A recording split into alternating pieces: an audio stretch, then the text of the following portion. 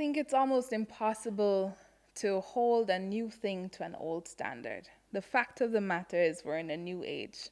So IP laws, while the concept and the idea behind the laws may be the same, they need to be adapted to what is happening now. We're not even in Web 2.0 right now. We're at Web 3.0. There's blockchain technology, there's NFTs. This is a whole world that we have no idea about. And how do you govern something that you can't touch, you can't listen to, it's just seeing it in a virtual space?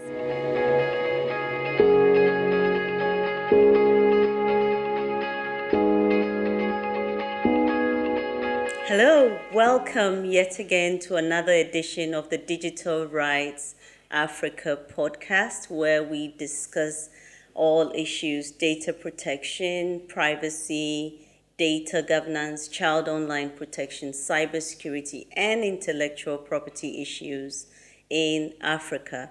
Today, I am very, very excited about this particular edition, which we have called the Fireside Chat. This is supposed to be a very casual engagement with ordinary people that are facing real challenges around digital rights issues. And today in particular, we will be talking about social media, content creation, and intellectual property. And I'm very honored to have creative people from the creative industry, business owners, and people that actively engage in the social media space to talk to us today. My name is Teki Akwete. I'm the founder and the executive director of the Africa Digital Rights Hub and your host for today's segment. And I have been joined by, I would let them mention their names. So hi, I'm Kweku Inshirado. I'm a broadcaster, creative, a branding consultant. Thank you, Shira. And then? Elizabeth Olympia Emmanuel. I am the owner of Jamrock Restaurant and a food creative. And? My name is Adi Plaha. I work in the fashion industry. I'm a fashion researcher, and I do a lot of work in terms of production. All right. Last but not the least. Not the least, I'm Dr. Rachel V. Brown, a lecturer and also executive director of the Every Mickle Foundation. That's it. Oh my, it's going to be a very, very exciting day today. Welcome, ladies and gentlemen. So I brought you here today to talk about, I don't know whether to say it's a very controversial subject or not, but, a lot of the time when we talk about intellectual property, everyone tends to think that this is a very specialized area for lawyers, right? So you need some kind of technical expertise. But I know that all of you, especially in the social media space, encounter intellectual property issues on a daily basis. And I just want us to use this information to demystify the issues and also to, let the public know, what we're really going through. Ishra, you are a content creator. Have you ever had any experience with content that you have created and it's been shared without proper acknowledgement, and how did you deal with that? As recent as about 12 weeks ago. So I work for a radio organization, Asasi, and I host a morning show. I interviewed a very prominent politician. We streamed the show live on Facebook. We streamed it also on YouTube. By 2 p.m. that day, there were sites that were basically cannibalizing our content. It was fully branded with our logos and everything on there. It was shot in our studios. And they were rebroadcasting our content on their YouTube, and the monetization was all going to them. That's how bad it is on the work level. Personally, I developed, and I tend to like either writing or creating short videos that I call a word in 90 seconds. And you post them and somebody will borrow it and use it and not even acknowledge that you are the creator. Now, for me, I let that pass quite often because the creation of the content is done in a way that I have very visible brand identity on there. So if you borrowed it, I look at it and think, okay, well, guess what? You're going to take my content out there, but you're also going to be pointing people to where the content is coming from. But sometimes people take it and use it and don't give you any credit. Let me come to you, Eliza. You have a business and you have a very active social media platform. I wonder how you do it sometimes. But what has been your experience, especially because you run a business through these platforms and you have a brand and an image? And so what has been your experience with these issues around intellectual property? Venturing into the hospitality industry, it's something that happens on a daily basis. You create a meal in the kitchen, you put a picture out there, a little video of it. Next thing you know, another eatery is taking that final product and putting their own write-up and pricing to it, and you have to literally call them out on the social media forum, or some friends or patrons of your establishment who are very familiar with your meal do that for you. So it's quite rampant. Like he said, more recently as well, we've not decided on exactly what line of action to take, whether it's worth the effort to chase this other eatery that has just taken our name, our brand, and it's passing off as us. So it's just passing off as Jamrock, but just eliminating a letter, and it just sounds the same, and it's so wrong. And you don't know, fighting a legal battle in Ghana can come at a cost. It is quite expensive. Cost, yes. So to understand your first line of action, you must engage the services of a lawyer, and you're selling some of your meals. You'd have to probably dedicate a whole month's revenue to pay the services of a lawyer. So yeah, you should be paying lawyers anyway. So yeah, we should. They need to be paid. So They need to be paid. Ouch. All right, yes. So we do encounter a lot of hiccups. And when we do put out some of the pictures, we have to watermark them. But sometimes you are in the mood and the spirit and you just create a picture. It has to go out because it's a fast-moving industry. And if you don't let it out there, you're left behind. So yes, it's quite difficult. Adi, Yeah. you're in the fashion space. Tell us about your experience. And you're also quite active on social media. Well, social media had always been a very powerful tool where we used to market, sell, and promote our products. And most times when you take pictures, you go and do a photo shoot for a particular design, or you develop something and you put it out there. The next moment, maybe in about a week or two, you see another person trying to copy the same thing or copying exactly the same, sometimes even the colors. I mean, some of them could go that direct. I mean, they just picked up the colors, the exact colors and all that. It's a little bit challenging in the sense that sometimes some of the designs we put out there are very, very, very expensive designs. But these people pick it up and then they use cheaper materials, and they come and undervalue whatever design they put out there and make it look as if you have overpriced your product and all that. So it's very worrying, and it's something that if we had a way, if there's a system that could check that could regulate things, that could put people on check. The biggest challenge is that some of these corporates are not people who are big fishes, let me put it that way. So they don't have those financial muscles. So you can't say that you're suing them to court. It would be like big money chasing small money and all that. So you just have to slide it and let it go. But trust me, it's been a big worry. All right. Rachel, let me come to you. Any experiences around this? And share your thoughts with us. Sure. Quite a few, I think, in the online space, particularly, I think, from an activism perspective as well, regarding the rights of content creators. I think we've seen in recent times, many times on TikTok. I don't know if all of you saw when there was like a blackout on TikTok. Black content creators decided to take a break from TikTok because what happened was they were creating these dance moves and all of this choreography, and then white content creators were passing it off as if it was their own. And so the black content creators were getting no credit for these moves. Wow. So we've moved to race as well Right. around these issues. Of course, everything is involved: race, gender, ethnicity, sexuality, all of these things come into play as well, where marginalized groups feel discriminated against because their videos will get a lot less publicity. Sometimes they'll even be flagged.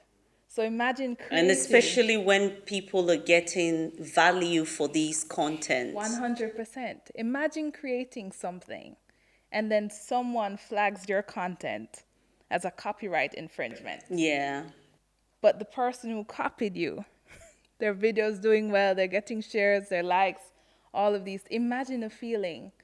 So a lot of content creators are actually boycotting these platforms and businesses as well. And I think that brings me to the next question that I wanted to ask. So, of course, from the legal perspective, intellectual property rights have always been these rights that, we give out, whether it's trademark, whether it's copyright, and other forms of protection, patents, to encourage innovation and to give innovators the opportunity to earn the appropriate, money, because the idea is that without these protections, we're going to kill innovation.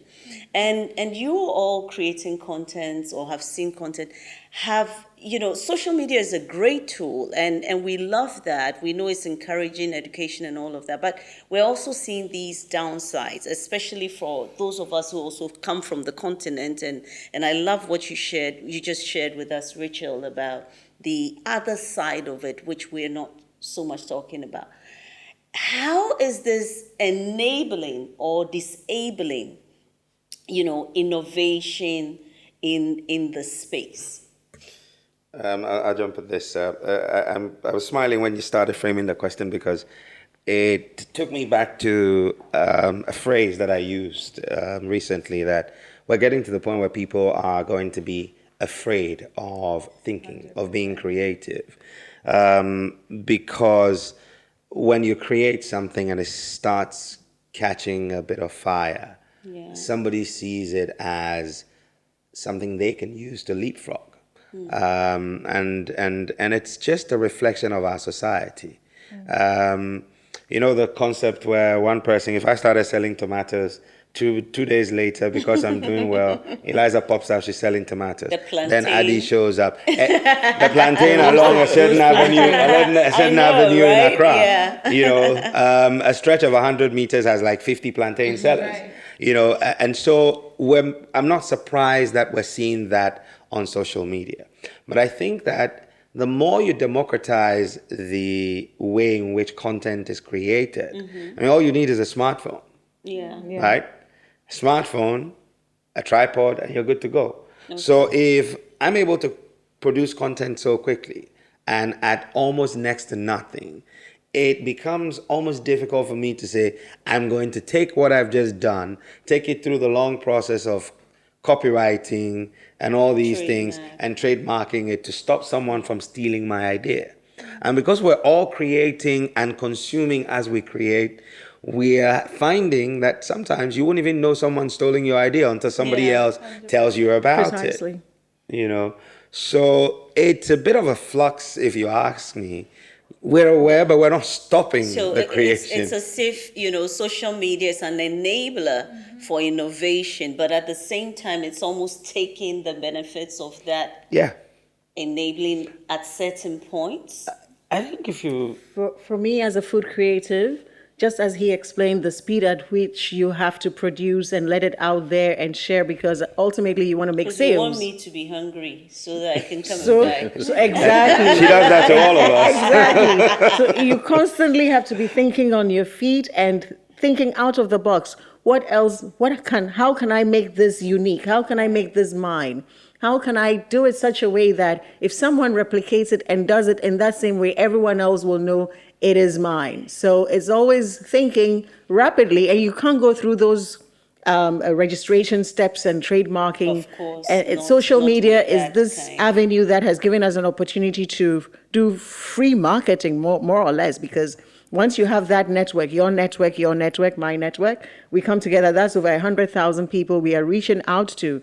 So you've got to pretty much forget or close your eyes on the challenges or the negatives and keep creating. So is it an issue of an opportunity cost? So you kind of look at the weighing on the risk and then, decide that, okay, I may be violated somehow, but let me just push it out there for what it is worth. Well, it's just weighing the positives and the negatives to see which one overshadows the other. And it's obvious that most of the times the positives overshadows the negatives. So That's interesting.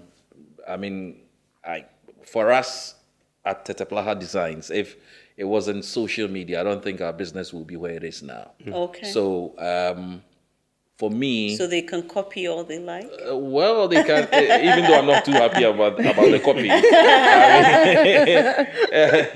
I mean, but sometimes you have to look at the positives, and as Elise said earlier on. There's a way that social media gives you a much bigger constituency. You understand? Yeah. I mean, your product is able to reach a much bigger constituency. And I think with that, sometimes you can overlook some of these challenges and all that. If I may jut in on Yes. that, on his product. Yes. You may copy a Teteplaha design. However, if you pick the real Teteplaha design, the attention to detail is incredible. Okay. Inside and outside. This is amazing. Essentially, it's let your product speak for you. Precisely. In a sense, but before Rachel comes in, Addie and Eliza are both doing tangible products. Yeah. Right. That's what I wanted to touch on. Yeah. Yeah. Take it from here. It's an opportunity cost for sure. If we hear, everybody knows this song, You Want to Bam Bam, You Want to Chill with the Big Boys, but who sang it? I don't know. I don't know. We know the words. None of us know who sang the song. I did. Amen. We don't know who sings it. I can't tell you. I don't know either, to be honest. Well, But the it will surprise you that I think it was a Spanish artist that released that song I like thought it 10 was years South ago. African. I Really? thought it was so do you see? None of us know. None of us know, so the artist can't get the credit for that. Maybe 5 million videos. Yeah, but have that's been my made with this issue song. because, Right. how is he going to feel at the end of the day? When I have put in some labor of Right. love and time, and I've put this out. I know that we saw the Paul Bear dances. Yeah, the Paul Bear And dance. recently I saw some this lady that I think died in Nigeria. And there were pallbearers in Nigeria. I'm like, when did they start this dance Right. thing? But of course, with them, I think they were able to get some value. 100%. And I'm sure that song has been downloaded a bunch. Exactly. But even before then, I don't know to what extent their effigies were created. They never made all over the anything world. on those. I think they only made Exactly. money on even that. It wasn't really on the initial creativity. It was Exactly. a leveraging of what they had done as an Done. NFT, Exactly. and that's how they made money. So there are people out there that have created these effigies and they're benefiting from it. How do we get around this? Because I think it comes back, intellectual property has to do with laws as well. And personally for me, I think this is one of the areas where, especially when we're looking at technological development and development of IP legislations around the world, particularly in Africa, we are lagging behind. So is there something, Rachel, I think I want to throw this at you because I know you have a bit of a legal background as well. What is it? Is there something we can do at all? Or we're essentially, fighting for laws that it'll come Cannot down be to implemented. enforcement and we won't be able to implement anyway?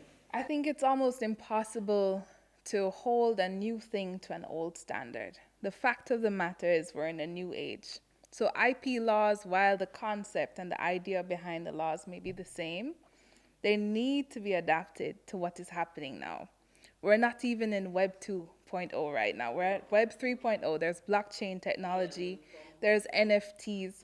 This is a whole world that we have no idea about. And how do you govern something that you can't touch, you can't listen to, is just seeing it in a virtual space?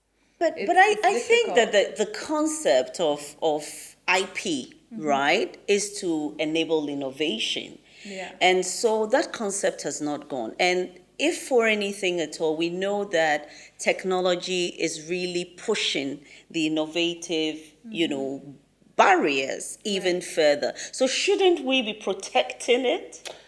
So far, the only way I find that you can protect your content is if you curate the content and release it onto a specific platform in a particular format. Right. So, like a podcast, Okay. posting it on a podcast platform allows you to be able to monetize it. If you do a video and you post it on YouTube, you have a channel that allows you to monetize it. But if I go on to Facebook, Snapchat, Twitter, and I just create something and put it out there, I might get 1 million retweets in a day, and I wouldn't get a peso for it. And so I think that if you are looking to monetize your content, then you either look for these channels that have been created. Otherwise, and I'm inclined to say this, I don't know if any of you have read your agreement before you signed up for Facebook, whether the platform actually takes away your right to intellectual property Right. to Yeah. what you're posting Your in the general, your ownership. So maybe that's why it's easy for people to grab things. In my experience, when someone borrowed our stuff from YouTube, it was easy for me to, I'm being polite. when they stole our videos from that interview, I realized that, okay, we needed to have triggered a copyright order on those Yeah, videos. okay. But again, it was cumbersome because there was like 100 different people who have done it. And I couldn't even do a batch and say, these are the sites. You had to lodge each one at a time. And it was like 7 minutes to go through one process. So after a while, we Even just, with a platform provider, that's yes, yeah. that has redress for copyright infringement. Even that, it was so cumbersome, we gave up after a while. Yeah. So unless you're taking the steps from the beginning and making sure that your content is already protected before it goes out, then you're at the mercy of the users in the whole world.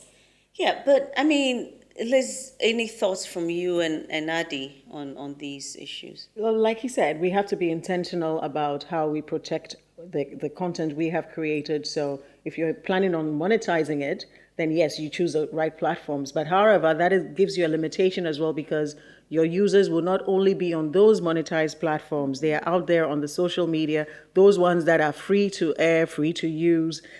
We made a comment on the page of this other eatery that had passed off as us, and Facebook came back to me saying that I was bullying. Exactly. Yeah, I wrote on their page that, hey, this is not right. You're just And they will you're passing off report as you. us.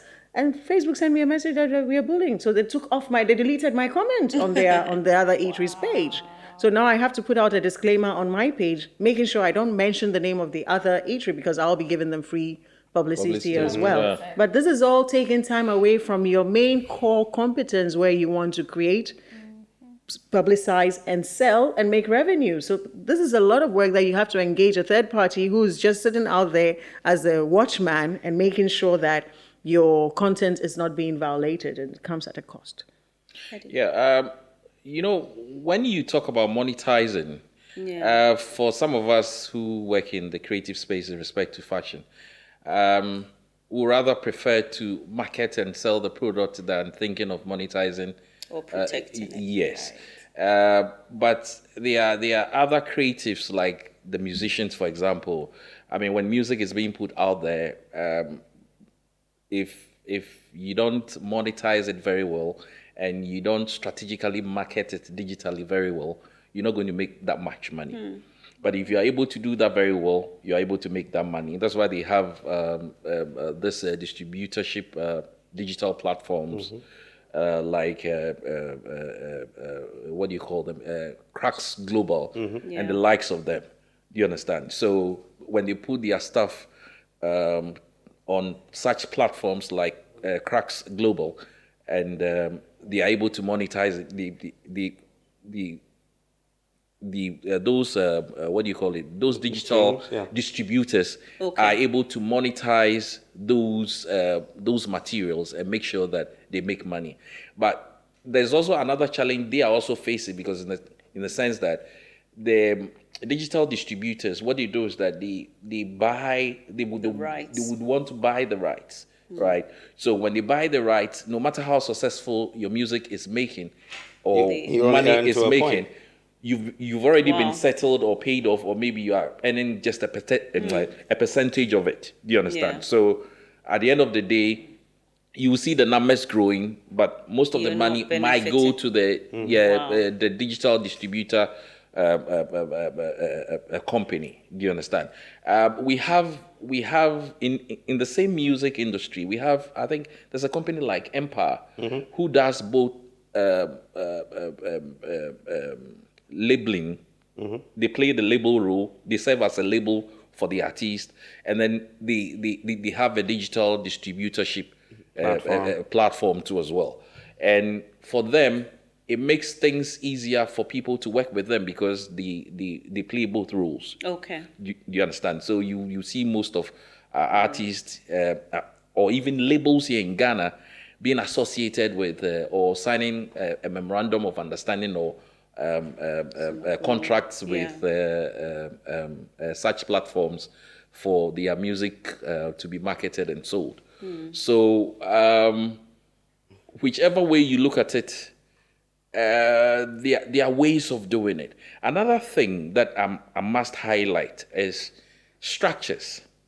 And there again, I would like to stay with the music industry. Yeah. Now, if you study the music industry, most people will tell you that the Nigerians are doing better than us in Ghana for a simple reason. One, they have structures. We don't. You will see one person being the artist manager, being the road manager, being the stylist, being the A&R. being the creative director, virtually doing everything for just one artist. Do you understand? And the Nigerians don't do that. No Nigerian artist travels without a road manager, an artist manager, because they have a road manager that manages them on stage and all that. They have an artist manager, they have a stylist, sometimes they even travel with their legal aid. And they have all these things well structured. So they are winning the numbers in Isn't terms that of money? yeah, they are winning but they are prepared to invest. If you invest more, you make more money. Exactly. They are prepared to invest to get the returns. I don't want to mention names, but I know of a Nigerian artist who made so much money last year digitally, about $26 million. Yeah. And so if they are able to churn out such huge figures, those are 8 figures in dollars. I mean, that's a lot of money. Yeah. Then it means that it pays to invest. So Well, in the world over. exactly. So the more you invest, the more money you make. Yeah. These are all clear signs that if you pay attention to what is going on the internet, and you are able to strategize very well and position your product or brand very well, and know how to market it and sell it Innovation will pay. very well. Innovation will pay. I mean, the definitely. essence of innovation is to make money, because you will fix problems with your new creation, and the byproduct of a job well done is money. Now, the world over, there is probably 10 Beyoncés out there who will never see the light of day because of choices they would make, the label they'll sign up to, the people they will draw into their circles to help them along that journey. But if you want to be successful, then you must plug into a success ecosystem. In Ghana, we have talent in abundance, but we don't understand the business of show business. That's where Nigeria got it right. And they started investing in people going abroad to learn the business of the arts. There are courses on publishing law. There are courses on A&R, artist management, all of these things. How many of the guys in our space in Ghana understand these things? I have managed artists in Ghana before. It is by far the most difficult thing you'll ever do. Because first you tell the artist, okay, somebody wants to feature you on a song, they don't talk to you, they talk to me. I discuss the business, you handle the show. Nope. An artist of mine that I had to let go, we had a conversation on a Thursday. He says, this guy wants me to do something with him. I said, oh yeah, let me talk to him. I tried to reach the guy on Friday, couldn't get through to him. Tuesday, I'm sitting in the back of a taxi and I'm hearing my guy on the radio with the guy he was telling me about. So I call him up and he says, oh, yeah, then we were sitting down and we were just vibing. I didn't even know he was going to release it. I said, you know what? That's it. I'm done. Bye-bye. Because, and unfortunately, the artist that I let go is 100 times talented than most of our A-list artists in this country today. But he couldn't go far with the music because there wasn't that deliberate effort that I am going to do it properly. And if you notice, some of our big acts are now working with international labels. And so you can see those ones are doing better than others who, let's be honest, are probably even more talented than these ones. But until you do it by the rules, then we're all going to create things and never really achieve much from it. Exactly. That's quite something to take with us here. I'm hearing a lot about the fact that we have to be deliberate, but whether we like it or not, a lot of us are using social media and creating content not deliberately, right? So we're out there not necessarily as musicians, not necessarily as businesses, not necessarily as brands, whereby we're promoting our brands, but we're just ordinary people doing our thing, which may go viral or somebody may like. How should people like that, and maybe briefly from all of you, I'll start with Rachel, how should people like that position themselves? Because there could be, something good could come out of it, right? So how should people like that really position themselves in all of this? Because I don't see them having the resources to build the kind of structures that you're talking about and all. I think especially in a digital space right now, there's a very fine line between what is stolen, what is owned, what is all of these things. If I create a pose and someone does a pose the next day, is it a copyright infringement? Right? But now, No, it's not. now we just don't know. I think one of the biggest things that needs to happen is education on these issues. But even before that education can take place, I think we need to create a space where we can discuss what these laws are, and the legislation, which is supposed to protect innovation, needs to be as innovative as the innovation it wants to protect. Yeah. And right now it is not. So I think people need to go back to the drawing board, create new laws for this new day. And once that is done, we become educated on it, and all of the digital platforms need to be on board. It has to be a global thing. So that's what I think. Adi. I would say education. I think that people in the creative space need to be educated about some of the need to have certain people, certain professionals to play certain roles in whatever businesses they are running. Because it comes back to the same thing I said earlier, structures. Do you understand? It will amaze you that here in Ghana, if we talk about the creative space, there's only one recognized legal professional that is associated with the creative space, and she's a lady. I don't want to mention her name, but she's a lady, and she's the only one. It would be prudent and very helpful if we can get quite a number of professionals coming into the creative space to direct things, direct the affair. Ready to pay. That is where the education comes in, because you see, platforms and advocacy such as where we are now talking about these things is supposed to educate whoever is watching us that if he or she works in the creative space, he or she should need somebody to help. direct or streamline the future of his success in the business. And in doing that, you need to sacrifice a little bit and understand that things like that wouldn't come cheap. I'm very sure that there's something we call legal aid, right? There's something I used to hear in the past called legal aid. I think that if some of the legal brains could come on board in respect to that, and then as the person grows, then you ask the person to pay a particular fee in that direction. I think that will also help to build a very sound industry for us to thrive. Other than that, we'll just be going around in circles and we'll be at the same place. Yes.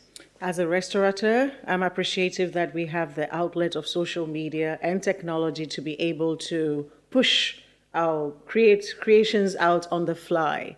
We will take the positives, and hopefully the system will correct itself, the legislations will be done, and move with the times as they are fast enough, and it'll get right. Thank you. I like that, Ishra. You know, I think for me, I'll just mention three quick things. The first thing has to do with platforms are beginning to understand the importance of protection of copyright. And I'll give you an example. I think Twitter has a policy coming up where if I write a tweet, you can't copy and paste it and tweet it. Yeah. It will flag it. And the more responsive these platforms get, the better for creatives. But there's still going to be that fine line where the creatives will lead the platform and the legislation. And until that, marriage is an equal marriage, we'll have these situations. But it shouldn't stop creativity. So then the second thing for me would be leverage. So when I put my content out there, I'm a thought leader. I put my content out there. So yeah, I will goof off a little bit, but a lot of my content are more deep dives. And so people borrow it. And in the end, I get like the way you keep yeah, people borrow it. And the reason I say that is that I ultimately benefit. Because when I'm getting phone calls to moderate conferences, around the world, the people who shared my videos may actually be the reason I'm getting the call. So you've got to position yourself in a way that what you're putting out there, just like if someone stole Adi's designs, they're never going to create another Adi design. No. Because in spite of the visuals, there's something about how you work which is unique to you, and that will never change. So position yourself based on that unique advantage you have and look for ways to leverage it and allow yourself to go viral until one day there's a law that makes it possible for you to... Well, ladies, I don't think you can leave this fireside chat without us touching on Slay Queen content. It's an issue that has been trending a lot across the globe. And, everybody wants to be a slayer and you need to have the body for it and all of that. But I would love for you, because I know they're content creators as well, and I wish we had one with us today. But I would. Oh, you are a slayer, but you're not dressed appropriately. You're too covered up. You're not dressed appropriately. I saw some videos this week. My jaw dropped. I think another episode will feature them. But I would really love to get some, closing around that phenomenon and what you think it's doing to content creation and even intellectual property, which we're discussing today. Rachel, let me start with you. You look like you could be an amazing slay queen. Oh man, I think that topic is a bit controversial because there's different sides of it, right? There's a feminism side, there's a monetization side, and then there's, of course, the infringement aspect of it, where many of them, their pictures are being used by different companies, by individuals. There's catfish online, all of this, and they're not getting the credit that they deserve. The fact of the matter is, at the end of the day, while they may be showing their bodies, while they may be moving or dancing or whatever, it's content, and that means it's a business, it's work. And I think we need to respect them as such. But do they really understand, besides getting the following and getting, the shares, do they really understand? Do a lot of them get the monetary value to this? I think so. Because ask a slay queen to show up to your event on Saturday and you'll get in for free. She's going to say, and what else? What else am I going to get? Okay. Yeah. Period. Okay, so there's a Pay for business to it. Right. And they understand They're that. learning. They're learning very fast. And I think that's also been an incentive for future slay queens. But okay, so Adi, let me come to you, and I don't know whether you're a slay king or something. we could call you that, but you mentioned something about structure, right? In as much as not all of us are, enamored by these women who are applying their trade, and I see a lot of them as businesses in a way. Do you think that they are approaching this issue from that perspective? Is it properly structured? Could they be doing it better? Where should they be cutting off? Because I also see a lot of copyright infringements on sometimes along those, platforms. I don't know whether if you have been sued for libel or other things, I but doubt it. yeah. Well, the Slay us away. the slave queens. Anyway, there's another side to that edge of the sword, and that side has to do much with marketing Okay. and what sells very fast. There are two ingredients that are the most powerful tool today. One is sex, the other is humor. Okay. So if your content has a relationship with either sex or humor, right? Then you have a very powerful tool to get the numbers and sell whatever you're selling. Now, it will amaze you to know that most brands had taken note of that. And so they go in for some of these young ladies and sign them on what we call endorsement deals, Okay. right? So they are very much aware. In the past they weren't, but now they're very much aware of how powerful or how lucrative putting themselves out there could be. So they have strategically positioned. I know of labels who would solicit for the services of such ladies. Slayers. Yeah, ladies Queen slayers. to to promote, market, and sell their brands or products, right? So gone were the days when they were just doing it for fun. But trust me, now, especially most of them who So are on there's- TikTok now, There's method to their madness. there are a lot of people making money with that. Yeah. And it's become very lucrative now. And there's this paradigm shift going on in the marketing industry where they are virtually threatening the market value of even celebrities. I saw a piece recently around a TikToker and musicians in Ghana, right?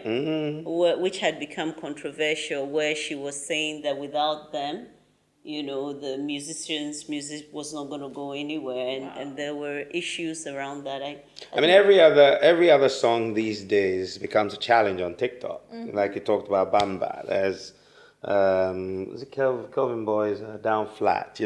All of these things. So it's driving this now. The Slay Queen, who has following and can release great content first, is going to. So now they become. They create the content, people can do a duet on TikTok, and so they're still in it and they're going viral and people Is there are following anything them. as bad content? Yes, there is Especially- bad content. What is sometimes. bad? What do you call bad? Bad content? is distastefully showing off your body. I think it's bad. No, I won't. Bad call- is no. There's some. That's very There's sexist. no. It there isn't. is- And I'm there's not a talking recent- about females only here.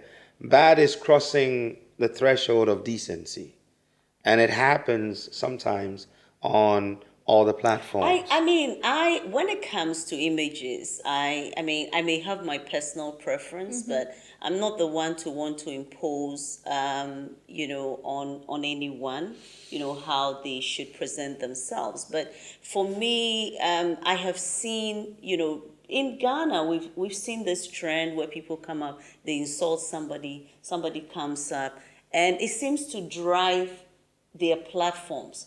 What do you even say about that? Liz, I'll take it from you and then I'll go to, where somebody will come, mention somebody's name, clearly not recognizing even rights that third parties or other people have to it. And they essentially go out and mar, your name, all driving their content. So these particular subset of people should be sued because these are not slay queens. These are just taken away from the decency and subject matter. They must be sued. So those who are slandering and making false accusations, the victims should take legal action But if they in feel a country slandered. where when you take a case to court, No, I think it's working now. As recently, As a matter one of of fact, the yeah. one of the guys, ladies, I don't know weeks who it ago. is. Yeah, won a case. Who There was was it again? I can't remember Yeah. immediately, but it was a public case where somebody slandered another. I actually remember now, but I don't want to mention Okay, her name. all right. Yes, but they went to court and she's been won. fined. So it's changing, and I think that our, in fact, in this year alone, I can count about 4 cases where people have used social media as a platform to shame and slander and defame people, and they've had judgments against them. So that's changing.